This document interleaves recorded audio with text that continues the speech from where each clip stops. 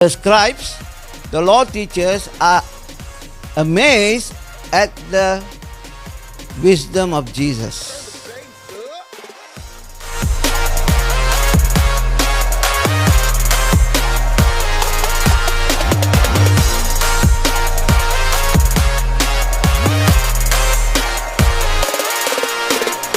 தொடர்ச்சியாக சபைகளின் ராணி என்ற நிருபத்தை நாம் பார்க்குறோம், எபிசியர் நிருபம். ஸோ அதில் நாம் இப்பொழுது அப்போஸ்தலனாகிய பவுலை குறித்து நாம் படித்து கொண்டிருக்கிறோம். அப்போஸ்தலனாகிய பவுல் அவருக்கும் இந்த எபிசியர் சபைக்கும் உள்ள தொடர்பை நம்ம தெரிஞ்சு கொள்வதுக்கு முன்பாக அவரை குறித்து நாம் தெரிஞ்சு கொள்வது அவசியம். ஆமென். நீங்கள் வேதத்தில் வாசிச்சிங்கன்னா ஒவ்வொரு வேத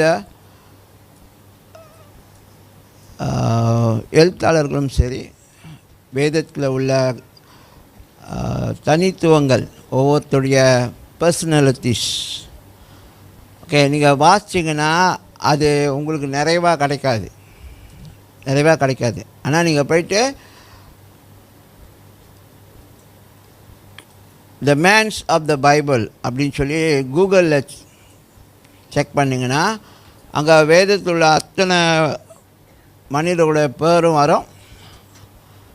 அதில் அவங்களுடைய பின்னணிகள், அவங்களுக்கும் அந்த வேதத்தில் நடந்த சம்பவங்களுடைய தகவல் இதெல்லாம் முழுமையாக கிடைக்கும். புரியுதா?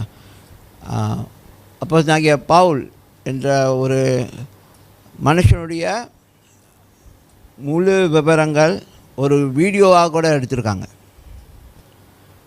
ஓகே, எப்படி இயேசு கிறிஸ்துடைய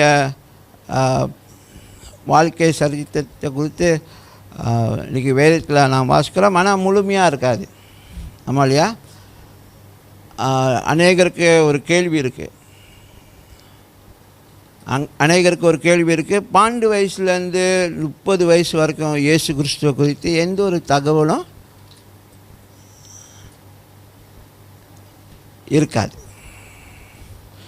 ஓகே, எல்லாத்துக்கும் தெரியும் ஊழியம் செஞ்சார். ஆனால் ஓகே, அவர் ஊழியத்துக்கு 30 வருஷத்தில், சரியா, 12 வயசில் ஊழியத்துக்கு வரல. 12 வயசு கடைசியாக அவர் ஆலயத்தில் வேத பாதகர்களோட, ஆசாரியர்களோட, வேத நிபுணர்களோடு கூட அவர் உட்காந்து அவங்க பேசுறதெல்லாம் கேட்கும்பொழுது இவர் கேள்வி கேட்டதுக்கு அவங்களாம் ஆடி போயிட்டாங்க. 12 வயசு பையன் கேட்குற கேள்விக்கு நமக்கு பதில் சொல்ல தெரியல. ஹலோ. ஸோ இன்றைக்கி நம்ம போகிற இந்த பயணத்தில் நிறையா காரியம் ஆட்களுக்கு என்னது விளங்காது.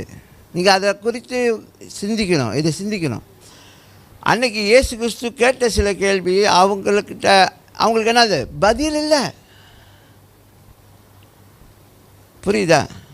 அதனால் இயேசு கிறிஸ்து கள்ள போதுகிறாவோ இல்லை இயேசு கிறிஸ்து ஒரு சம்மந்தம் இல்லாத ஒரு கேள்வி கேட்டுப்பார், நேரத்தை வீணாக்குறான் அப்படின்னு சொல்லிட்டு அங்கே பேசப்படல. But they are astonished.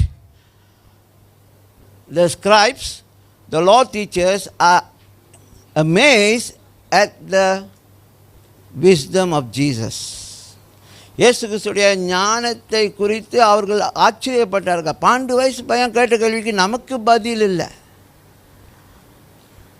நீங்கள் நம்ம போகிற பயணத்தில் நிறையா பேருக்கு என்ன புரியாது, விளங்காது. அதனால் நம்மள என்ன சொல்லுவாங்க, ஓ இது சரியில்லை, இது பைபிள் இல்லை, இது சரியான போதனையா அப்படின்னு.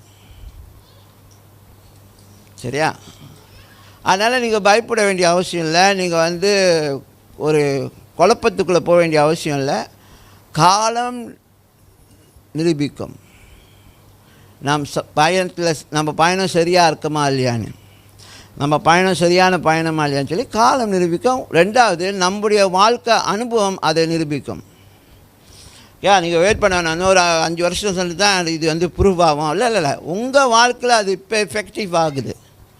உங்கள் வாழ்க்கையில் அது நிஜமாகி கொண்டிருக்கிறது. ஓகே, அதுதான் சாட்சி.